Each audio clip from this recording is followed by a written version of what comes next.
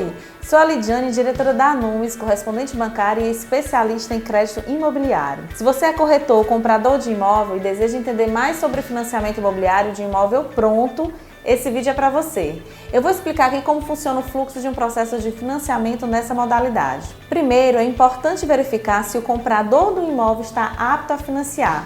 E para isso, ele precisa de idoneidade cadastral, ou seja, não pode ter restrição cadastral, comprovar uma renda constante, ter mais de 18 anos ou ser emancipado com 16 anos completos, ser brasileiro ou possuir visto permanente no país, ter bom score no banco, isso só sabemos quando submetemos a proposta à análise do banco, e a idade do cliente, somada ao prazo de financiamento, não pode ultrapassar 80 anos. Também é preciso observar se o imóvel está com a documentação toda regularizada. Importante analisar a matrícula atualizada e a certidão negativa de débitos, CND, do IPTU. O vendedor também precisa apresentar documentos pessoais e situação cadastral regular. Os bancos trabalham com duas macrofases, são elas: a primeira fase, que se chama análise de crédito e tem como entrega a carta de crédito, e a segunda fase, que se chama análise jurídica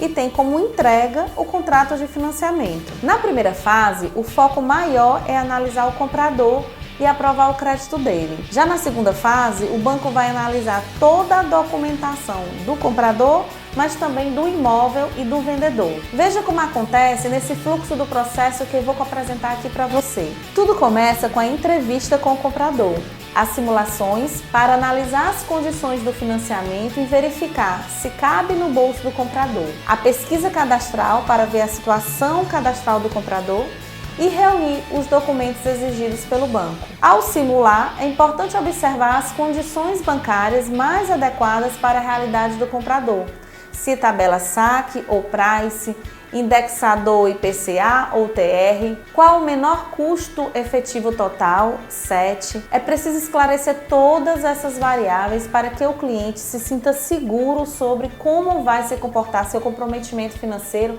ao longo do tempo do financiamento. Para isso, as simulações vão poder mostrar e comparar as condições bancárias e o cliente poderá definir o que melhor se adequa à sua necessidade. Com os documentos reunidos, a simulação realizada e a pesquisa cadastral ok, envia-se a proposta de crédito ao banco para avaliação. Se o crédito for reprovado, deve-se avaliar o motivo e buscar a solução para reverter.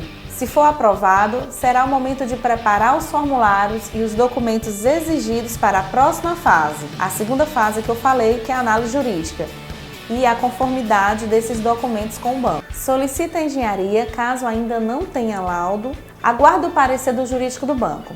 Se o parecer for inconforme, analisa-se o motivo da inconformidade e atua para a solução. Se o parecer for conforme, segue para pagamento do Imposto de Transmissão de Bens Imóveis, o ITBI, pago à Secretaria de Finanças da Prefeitura, CEFIM.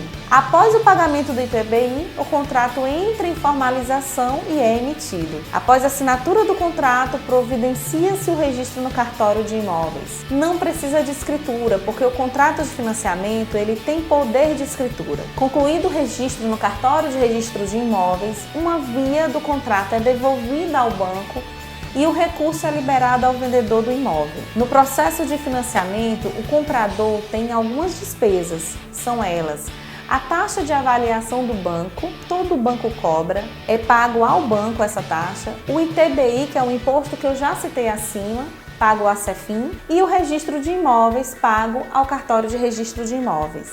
Espero que esse vídeo tenha esclarecido como funciona o fluxo do processo de financiamento de imóvel pronto. Em outros vídeos você vai saber mais sobre as despesas, condições bancárias e outros fundamentos importantes sobre crédito imobiliário. Muito obrigada e até breve!